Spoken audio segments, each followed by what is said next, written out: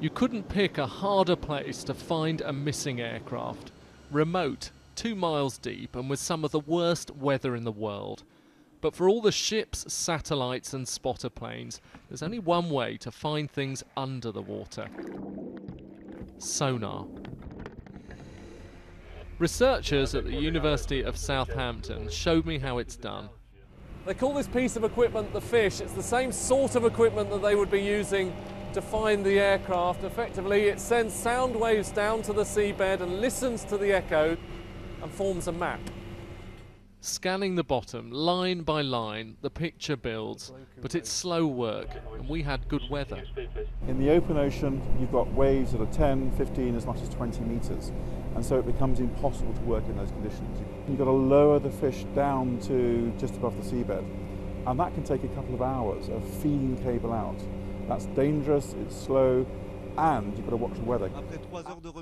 They used the same technique a few years ago to locate a French airliner that had crashed into the Atlantic.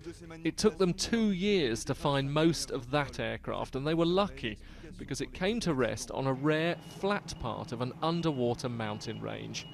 The search for flight MH370 will be even harder.